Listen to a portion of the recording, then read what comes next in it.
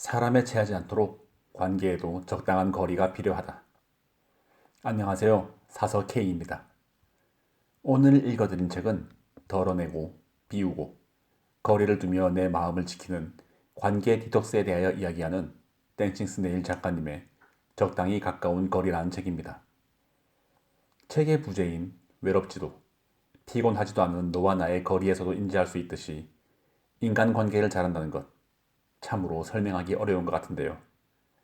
과연 어떤 관계를 가지고 살아가는 것이 인간관계를 잘하는 것일까요? 우리는 사회 속에서 무수히 많은 관계 속에서 살아갈 수밖에 없습니다. 때문에 필연적으로 때로는 사람에 실망하고 지치기도 마련이죠. 우리의 관계 에너지는 무한하지 않기에 여러 관계 속에 얽매이다 보면 언젠가는 용량을 초과해버리고 용량을 리셋해 주어야 할 시간이 오기 마련입니다. 휴대폰의 저장 공간처럼 꽉 찼다면 비워주어야만 그 공간을 다시 채울 수 있는 것이죠. 모든 관계는 비움 이후에 새로운 만남이 오는 것처럼 말이죠. 작가님은 이를 두고 인간관계의 디톡스가 절실하다는 참신한 표현을 사용하고 있습니다. 작가님은 이번 책 이전에도 인생 슬럼프를 극복하는 이야기를 다룬 책을 출간함으로써 많은 독자들의 공감을 얻은 바가 있는데요. 이번 책에서는 코로나 시대 이후 물리적인 사회적 거리두기뿐만이 아니라 심리적인 공간의 거리두기도 필요한 요즘. 그렇기에 관계에도 적당한 거리가 필요하다라고 이야기를 하며 또 많은 공감을 받고 있습니다. 이른바 관계 권태기, 관태기를 겪는 사람들을 위해서 그렇게 인간관계 때문에 외로움을 느끼지도 않으면서 피곤함도 느끼지 않을 수 있는 그러한 관계 두기를 위한 적당한 거리 두기의 기술을 제안하고 있습니다. 타인과의 적당한 거리를 유지하면서 건강한 관계를 맺는 이야기에서부터 모두와 잘 지내지 않아도 괜찮다고 이야기하며 타인의 마음보다 가장 중요한 건 내 마음이라는 사실을 이야기합니다. 또한 인간관계 속에서 피곤해하고 스트레스를 받지만 결국 혼자서는 살아갈 수 없는 우리임을 인정하고 혼자와 함께 사이에 그 적절한 공간을 찾아 타인과 공존하는 방법에 대하여 이야기를 하고 있습니다. 이러한 이야기들과 짧지만 많은 이야기를 전해주는 툰들을 함께 읽다 보면 작가님의 탁월한 글센스를 만날 수 있는데요. 관태기를 겪는 사람이라면 한 번쯤은 꼭 해보았을 생각. 예를 들어 함께 있으면 금방 피곤해지지만 혼자일 땐 또 그렇게 쉽게 외로워진다거나 지나친 관심은 부담스럽지만 또 투명 인간은 싫다는 그러한 생각 등 이러한 생각 속에서 적절하게 센스 있는 그림과 스토리텔링으로 우리를 위로해주고 있습니다.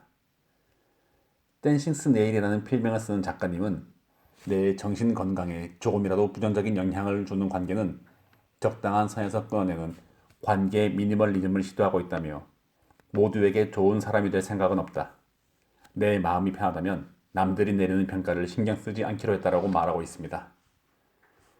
내 마음을 채우는 그 의미 없는 관계를 때로는 비우고 싶은 너무 가까이 다가오는 사람을 적절하게 밀어낼 수 있는 하지만 그렇다고 나에게 관심을 끊게 만들고 싶진 않은 그렇게 가깝지도 않지만 그렇게 멀지도 않은 적당한 거리가 필요하신 분들이라면 공감한 내용이 참 많을 것 같습니다. 작가님의 이야기를 통해서 현재 내 주변의 관계를 되돌아보고 덜어낼 것은 과감하게 덜어내기도 하고 가끔은 먼저 다가갈 수도 있는 그러한 내 마음이 먼저인 내가 주도적인 관계 만들기를 해본 건 어떨까요? 그러한 건강한 관계를 소망하고 추천하는 댄싱 스네일 작가님의 책의 일부를 여러분께 소개해드리며 마무리하도록 하겠습니다. 사서 K의 책 소개가 재미있으셨다면 좋아요, 구독, 알림 설정으로 사서 K가 매주 들려드리는 다양한 책들과 만나실 수 있습니다. 사람은 정체성과 독립성을 잃지 않기 위해 온전히 자신에게 집중할 수 있는 자율적인 공간이 필요하다. 이를 독일말로 슈필라움이라고 부른다. 그런데 우리말에는 슈필라움의 의미를 정확하게 전달할 수 있는 단어가 없다고 한다. 개념이 없다면 그 개념에 해당하는 현상도 존재하지 않는다. 그래서일까? 개인 공간의 중요성을 다소 경시하는 우리 문화에서는 유독 일상에서 이를 침해하는 일이 잦은 보인다. 대중교통을 이용하면서 옆 사람을 아랑곳하지 않고 다리를 쩍쩍 벌리고 앉는다거나 사방으로 타인을 밀치고 다니는 행동을 크게 무례로 느끼지 않는 경우가 많다.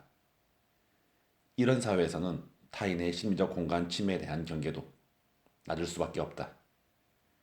만약 지인이 내 집에 놀러와서 묻지도 않고 냉장고를 마구 뒤적거리고 안방 문을 휙휙 열어젖힌다면 그 순간 그의 방문은 침범이 될 것이다. 일상에서도 물리적인 안전 공간을 침범당했을 때 이런 불편함을 마음에 대입해서 생각을 해보자. 내 생각을 타인에게 강요하는 일 역시 그의 정신세계, 즉 그의 마음의 공간을 침범하는 격이다. 그게 아무리 상대를 걱정해서 하는 소리라도 말이다. 타인의 공간을 함부로 침범하지 말아야 하는 것처럼 사람의 마음을 침범하는 말과 행동 역시 조심해야 한다.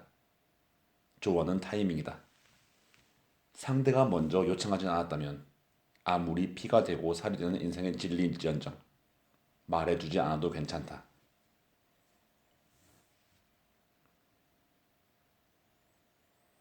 또라이 질량 보존의 법칙이라는 말이 유행한 적이 있다.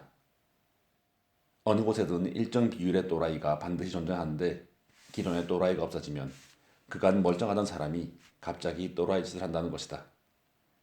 만약 아무리 봐도 내 주변에는 또라이가 없다고 생각이 든다면 바로 본인이 또라이일 확률이 높다는 것. 이 우스갯소리는 집단 관계에서 우리의 심리가 어떻게 작용을 하는지 보여준다. 사람들은 대개 자신의 입장에서 세상과 타인을 대하고 바라본다.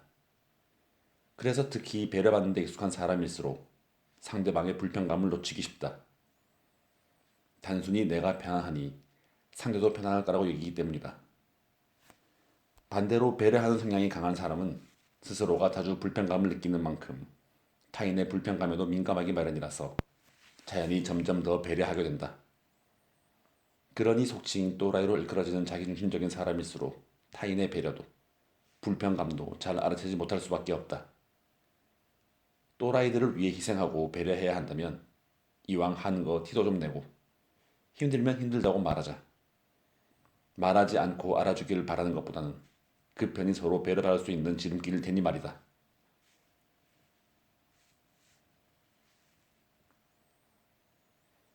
나는 부끄러움이 많지만 약간의 지속적인 관심은 꼭 필요한 이를테면 소심한 관심종자다. 그래서 종종 인싸들이 부러울 때가 있지만 그렇다고 너무 튀거나 나서고 싶진 않다. 누군가 먼저 관심을 주길 은근히 바라면서도 그 관심이 훅 들어오면 이내 부담스러워서 피하고 싶기 때문이다. 더 얄궂은 점은 오히려 나에게 무뚝뚝한 사람을 만나면 괜히 먼저 다가가서 보이지 않는 경계를 흐트려 놓고 싶은 충동이 들기도 한다는 것이다. 나뿐만이 아니라 대부분의 사람들은 대상이나 상황에 따라 태도가 수시로 바뀐다. 이는 두 사람 이상이 모이면 반드시 관계의 흐름이 생기기 때문이다. 심리학에서는 이를 집단 역동이라고 한다. 가령 인간과 인공지능의 사랑을 그린 영화 헐에서 주인공 테오와 OS인 사만다는 줄다리기 하듯 서로를 끌어당겼다. 밀어냈다를 반복하며 관계의 흐름을 만들어 나간다. 그 과정에서 사만다는 인간의 공감 능력을 모방하고 합숙하면서 스스로 발전해 나간다. 하물며 OS도 그럴지언데 인간 관계에서 내 행동이나 성향이 고정적이지 않은 것은 너무나 자연스러운 마음의 움직임이다. 관심의 흐름 역시 마찬가지이다. 우리는 일생에 걸쳐 타인의 과도한 관심과 무관심 사이에서 관계의 균형을 찾기 위한 여정을 반복한다. 그 과정이 언제나 즐겁기만 할 수는 없다. 하지만 그로 인해 우리의 삶이 더 다채롭고 의미 있어진다는 것은 부정할 수 없는 사실이지 않을까. 누군가 나를 밀어내면 다가가고 싶고 다가오면 밀어내고 싶은 심리는 전혀 이상할 게 없다.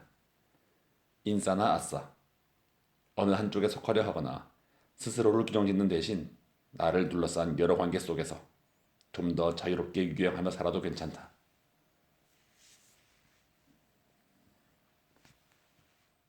사춘기라고 부를 만한 시기를 별다르게 경험하지 않고 자라서인지 뒤늦게 오춘기를 호되게 겪었다. 그 시기에 주변 사람과의 인간관계에서 나는 매사에 고집쟁이였다.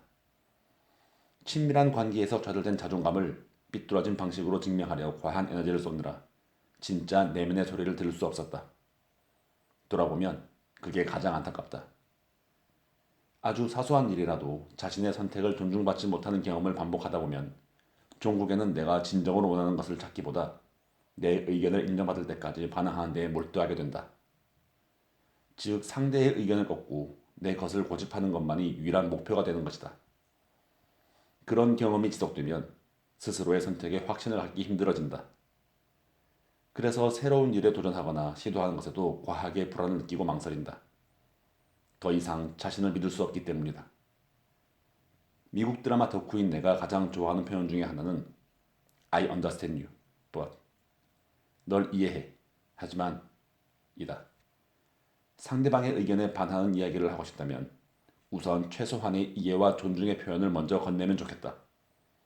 그것만으로도 당신이 그 관계를 얼마나 소중하게 생각하고 있는지 전해줄 것이다. 만약 주위에 나의 자존감을 떨어뜨리는 사람이 있고 그의 태도가 쉬이 바뀔 것 같지 않다면 최소한 내가 스스로 원하는 것을 찾을 수 있을 때까지만이라도 시간을 주고 멀리해보자. 우리에게 필요한 건 그저 존중하는 마음, 진심 어린 응원일지도 모른다. 상실을 겪어본 사람이라면 알 것이다. 검색창에 이별에 대처하는 법을 아무리 두드려봐도 딱히 뾰족한 수를 찾을 수 없다는 것을 말이다. 상실감이 흘러넘치지 않도록 이리저리 막아보아도 임시 방편일 뿐이다. 마음은 소중한 것을 쉽게 잃어버리지 말라고, 또다시 그랬다가는 지금과 같은 고통을 느끼게 될 거라고 혹독하게 가르쳐준다. 잔인한 말이긴 하지만 상실감으로부터 쉽게 괜찮을 수 있는 방법은 특별히 없는 것 같다. 그저 괜찮지 않은 시간을 흘려보내야만 한다. 아직까진 이보다 나은 방법을 찾지 못했다. 낯을 약간은 가리는 편이지만 그럼에도 불구하고 나에게 첫 만남보다 어려운 건 항상 두 번째, 세 번째 만남이다. 한 번 보고 말 사람들 앞에서는 하루쯤 원래의 나와 다른 보여주고 싶은 나를 연기하는 것 그리 어려운 일이 아니니까. 오히려 서로 얼굴은 알지만 아직 친하지 않은 시기가 가장 불편하다. 시간이 지날수록 처음에 연기한 내 모습이 진짜 내가 아니라는 걸 들킬까봐. 사실은 그리 멋지지도 늘 밝기만한 사람도 아니란 걸 알게 되면 나와 별로 친해지고 싶지 않을까봐 걱정하기 때문이다. 그럴 땐 스스로가 얼마나 나에게만 관심을 쏟고 있는지 상기해보곤 한다. 내가 얼마나 나만 생각했으면 보이는 모습에 이렇게 신경을 쓰다가 얼어버리기까지 하는 것일까. 이런 관점으로 생각하면 실은 나뿐만 아니라 대부분의 사람이 자신을 더 신경 쓰고 있다는 것을 깨닫게 된다. 그리고 상대방도 마찬가지로 나를 경계하는 단계일 뿐이라는 것도. 아마 그도 나를 확실히 알기 전에 천천히 탐색하고 있을 것이다. 생각이 여기까지 다다르면 그제야 상대방의 마음이 보이기 시작한다. 우리는 그저 상대방이 나에게 경계를 허물고 마음을 열 때까지 시간을 주기만 하면 된다. 물론 나의 마음도 조금 열어두고. 그러지 않아도 된다는 건 알지만 관계에서의 마음이 더 큰 쪽이 을이 될 수밖에 없다는 것 같다.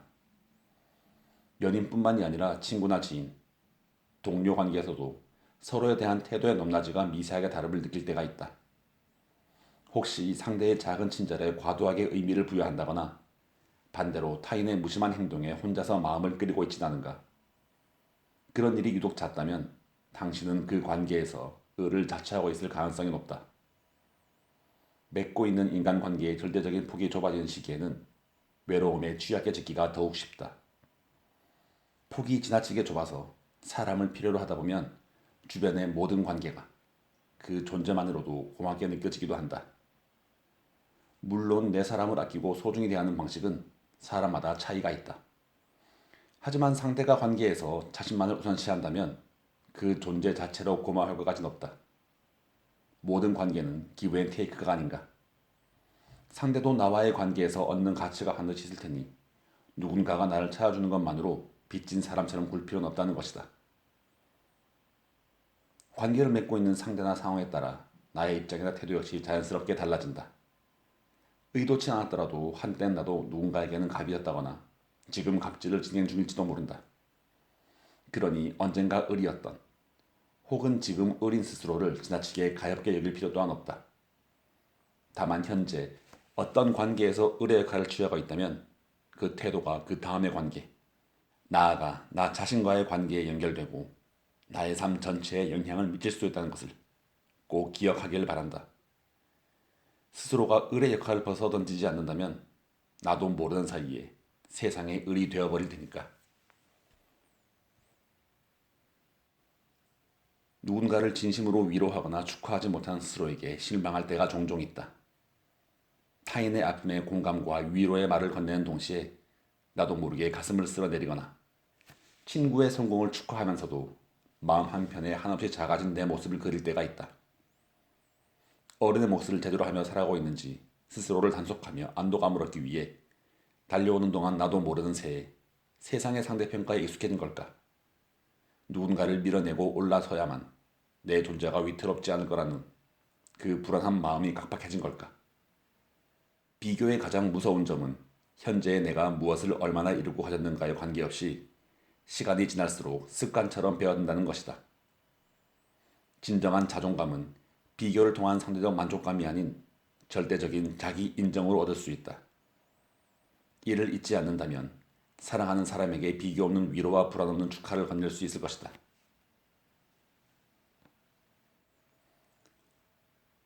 걱정이 많아서 걱정인 사람이 관계를 시작할 때 꼭 기억했으면 하는 것이 있다. 아직 벌어지지 않은 미래의 일을 지레 짐작해봤자 부정적인 결과로부터 자신을 보호할 수 없다는 것. 도리어 부정적인 예측 이후 불안감으로 인해 과잉 행동을 하는 등 상대를 몰아붙여서 관계가 악화되는 담초를 제공할 수 있다. 물론 어린아이처럼 경계 없이 마음을 활짝 열어젖히는 게 무조건 좋은 관계의 시작이라는 말은 아니다. 새로운 관계를 시작할 때 언제, 얼마만큼 마음을 열어야 할지 걱정한 일에는 분명 자기 보호라는 이점이 존재한다. 또 상대에게 마음을 열기까지 어느 정도의 시간을 가질지는 철저히 개인의 선택이기도 하다. 다만 미래에 대한 막연한 두려움이 현재의 관계에서 느낄 수 있는 소중한 순간까지 앗아가게 만들지는 않기를 바란다. 지나치게 앞서는 걱정을 조금은 뒤로 밀어두어도 괜찮지 않을까. 지나친 걱정은 정말 경계해야 할 만한 상황에 닥쳤을 때 그때 해도 늦지 않다. 오지도 않은 미래에 지레 겁부터 먹지 말자.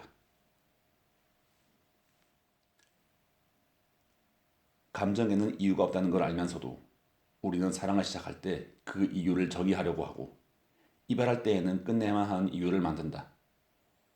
감정적인 선택을 하는 자신이 서투르고 어른스럽지 못한 사람으로 여길 것 같은 공포 때문이다. 나의 이성에게 내 감정과 그에 따른 선택이 타당했음을 납득시켜야만 마음이 편안해진 듯 보인다. 하지만 그 이유들은 큰 의미도 없고 때로는 사실과 거리가 멀기도 하다. 감정이 사라진 뒤 기억은 꽤 많은 부분 재편집된다. 그래서 지나고 돌아보면 누군가와 잘 맞는다고 생각했던 이유가 이리저리 끼워 맞춘 조각에 불과했다는 것을 깨닫기도 한다. 한편 더 빨리 끝맺지 못한 게 후회가 되는 지난 관계의 기억을 거슬러 올라가다 보면 진즉에 끝냈어야 마땅할 수많은 징후를 도처에서 발견하게 된다. 분명 당시에는 전혀 감지하지 못했던 순간들이다. 이렇듯 같은 상황도 어떻게 의미를 부여하느냐에 따라 전혀 다르게 해석이 된다. 그러니 관계에서 옳은 선택을 하기 위해 그에 들어맞는 이유를 찾으려 애쓰지 않아도 된다. 이유는 만들기 나름이다.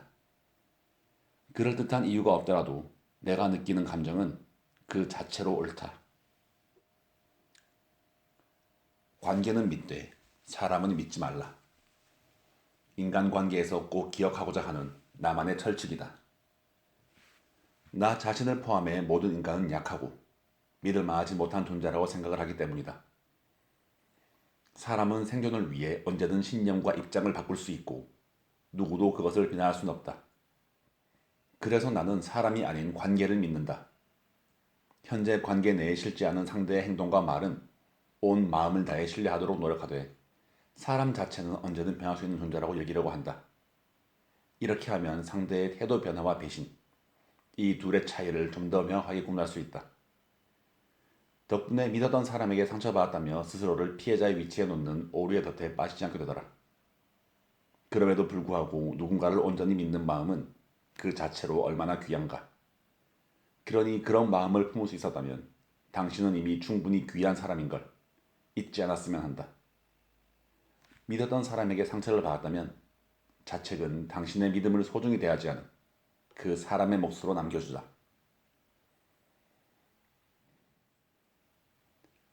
나이 들매의 순기능이란 이런 걸까? 이전보다 많은 일들에 초연해지는데 그 중에서도 특히 나 자신에 대한 가치 판단에 있어서 그렇다. 몇 년 전이라면 내 탑부터 했을 자잘한 물음에도 이제 스스로를 넉넉히 이해해준다. 내가 과연 충분히 좋은 사람일까? 성숙하고 어른스럽게 행동을 한 걸까? 이와 같은 연결된 모든 관계에서 좋은 사람이 되어야만 한다는 마음의 짐으로부터 나를 해방하기로 했기 때문이다. 우리는 모두에게 좋은 사람이 될 필요가 없을 뿐만이 아니라 모두와도 잘 지내진 않아도 된다. 싫은 사람은 마음속으로 조용히 싫어하며 서서히 멀어져도 괜찮다. 인싸면 어떻고 아싸면 어떤가. 각자의 성향과 가치관에 맞게 관계를 맺어나가면 된다. 돌이켜보면 그간 학교와 사회에서 만난 사람들 중 내 쪽에서 너무 애쓰며 관계를 유지해온 사람일수록 지금은 거의 멀어졌거나 잊혀졌다. 지나치게 포장해야만 유지가 되는 관계라면 시간이 지남에 따라 자연스레 정리가 되기 때문이다. 만약 20대 초반의 나에게 딱 한 가지 이야기를 전할 수 있는 기회가 생긴다면 나는 단언코 이 진리를 꼭 이야기하라고 할 것이다. 좋은 사람이라는 타인의 평가에 연연하며 인간관계를 맺는 건 하등 쓸모없는 에너지 낭비일 뿐이다. 하루라도 빨리 그 사실을 깨달을수록 더 현명한 삶을 살 수 있다고 믿어 의심치 않는다. 모두와 잘 지내려 하기 전에 나 자신과 잘 지내는 게 무엇보다 중요함을 잊지 말자. 감당하기 어려운 일을 맡거나 심한 정신적 스트레스를 주는 사람을 만나야 할 때 자주 몸이 아픈 편이다. 사람의 몸과 마음은 연결되어 있어서 마음이 괴로울 때 실제로 몸이 아프기도 한다. 심리적 용어로 이를 신체화라고 부른다. 특히 아픈 마음을 적절한 시기에 잘 돌보지 못했거나 자신도 모르게 자주 참는 성향의 사람들에게 나타나기 쉬운 방어 기제다. 나의 경우에는 주로 이유 없는 편두통, 소화불량이 생기거나 불면증이 심해진다. 드물게는 전에 없던 참을미라든지 이명현상, 두드러기, 심지어는 치통을 겪는다. 그럴 때 정신적인 스트레스를 주는 요소나 상황을 우선 멀리 해결하면 신기하게도 자연스레 신체 증상도 완화가 되었다. 이런 일을 몇 차례 경험한 이후로는 마음에서부터 알아채기 어려운 스트레스를 몸의 변화를 통해 알아채곤 한다. 이제는 몸의 이전과 다른 증상이 조금이라도 생기면 무조건 하던 일을 멈추고 현재의 상황과 주변 인간관계를 돌아본다. 정도의 차이가 있을 뿐 누구나 살면서 한 번쯤은 신체화를 경험해 봤을 것이다. 예컨대 마음이 아플 땐 마치 실제로 심장 쪽에서 통증이 느껴지는 것 같은 경우. 그럴 때면 차라리 심장이 혹은 괴로운 감정을 느끼게 하는 감각기관이 아예 없었으면 싶기도 하다. 그럴 땐 현재 감당할 수 없는 일에 너무 매몰되어 있진 않은지, 마음을 힘들게 하는 사람을 가까이 두고 있진 않은지, 내가 현실적으로 할 수 있는 일은 무엇이 있을지 생각해보자. 가장 중요한 건 잠시 멈추고 돌아보는 시간을 갖는 것이다. 갈등 혹은 상실로 인해 아픈 마음을 쉬게 해줄 수 있는 나만의 방식을 찾는다면 몸의 건강도 함께 지킬 수 있을 것이다. 비교적 자존감이 낮았던 때에는 주위에 유독 나를 함부로 대하거나 존중하지 않는 사람이 많았다. 그때 나는 그런 상황을 당연하게 생각하고 받아들였다. 여기까지는 그나마 양반이다. 자존감이 바닥을 칠 때 나는 한술 더 떠서 그 모든 상황이 순전히 내 잘못이라고까지 여겼다. 내가 이기적이고 다른 사람을 위해 희생할 줄 모르기 때문에 그런 대접을 받는 것이라고 말이다. 당장은 허전할지라도 존중받지 못하는 기분이 들게 하는 사람은 떠나보내는 게 낫다. 허기가 무섭다고 맛없는 음식으로 배를 채울 필요는 없지 않은가. 나를 배려하지 않고 함부로 대하는 사람은 그와의 관계에 익숙해지기 전에 최대한 빠르게 걸음망으로 걸러내야 한다. 내가 희생해야만 유지가 되는 관계는 평등한 관계도 의미 있는 관계도 아니다. 나를 존중하지 않는 관계가 차지하고 있는 공간을 비우면 그로 인한 허전함이 오히려 더 좋은 사람을 만날 계기를 만들어 줄 것이다. 동기심이 꽤 강해 보이는 친구가 있었다. 오래 알고 지냈는데도 그와 깊게 친밀하다는 느낌을 받지 못했다. 자기 고민을 먼저 꺼내지도 않고 도움을 요청한 일도 별로 없었기 때문이다. 뭐든지 혼자 잘 해내는 사람이라 그 친구에게는 내가 그다지 필요가 없을 거라고 생각을 했다. 그런 사람도 나이를 먹어감에 따라 변하기 마련인지 언제부턴가 우리는 전에 없던 고민과 감정을 나누기 시작했다.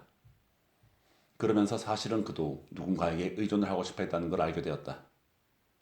언제 멀어질지 모르는 관계 안에서 혼자 단단해지려고 애써왔다는 것도. 한편 그 관계에서 새로운 친밀감을 느끼게 되자 내가 상대에게 별 영향을 끼치지 않는다고 생각을 했던 그동안에 비해 두려움이 훨씬 늘었다. 내가 누군가에게 영향을 미친다는 느낌은 존재로서의 책임감을 가지게 한다.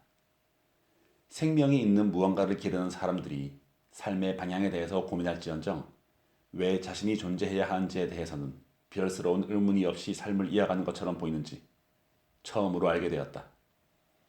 책임감은 자신의 존재를 유지하는 끈이 되어주기 때문이다. 우울증이 있는 사람에게 식물이나 동물을 기르라고 권유하는 이유도 비슷한 이치일 것이다. 사람이 살아가며 내가 아닌 다른 존재에 영향을 미친다는 건 곧 생명력과도 같다. 그렇게 우리는 모르는 새에 서로 의존하며 살아가고 있다. 사람에게는 늘 사람이 필요하다. 사랑을 하다 보면 무언가를 주는데 더 마음을 쓰게 된다. 사랑하는 만큼 서로를 배려해주고, 걱정해주고, 아껴주고, 보호해주고 싶으니 말이다. 관계에서 그 주는 행위 뒤에 따르는 보상 심리를 항상 조심해야 한다. 내가 사랑을 준 만큼 무언가를 돌려받고 싶은 마음은 상대방의 삶을 일정 지분 소유할 수 있다는 착각으로 이어질 수 있기 때문이다.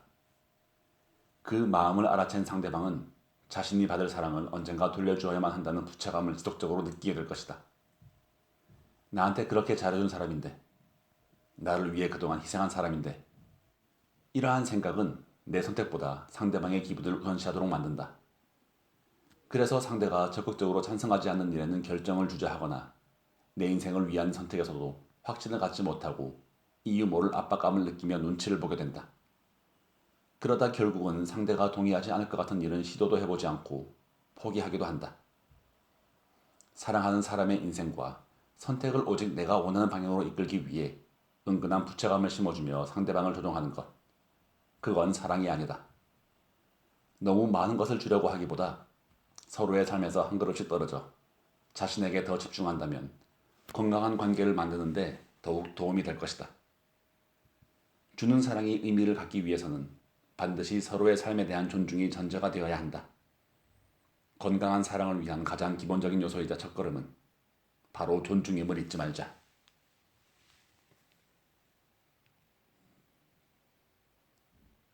사람 몸의 70%는 물이다. 그럼 나머지 30%는 무엇일까?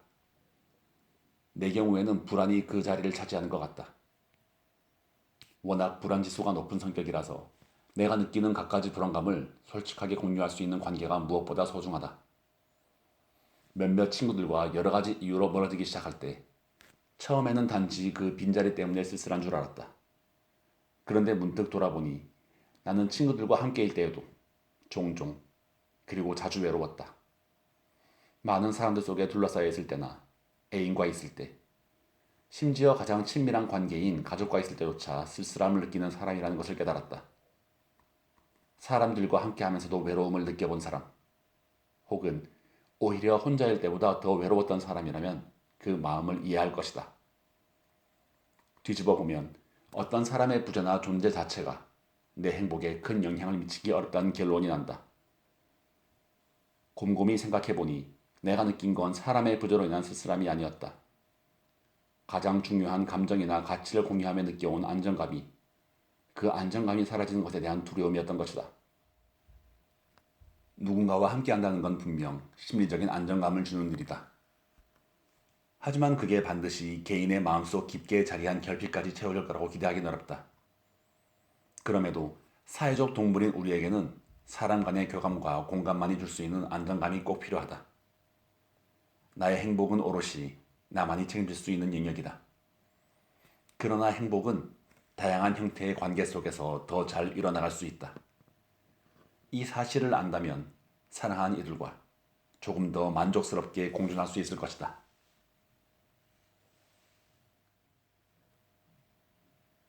친하게 지내는데 어느 순간 자연스럽게 멀어져 버린 관계가 있다.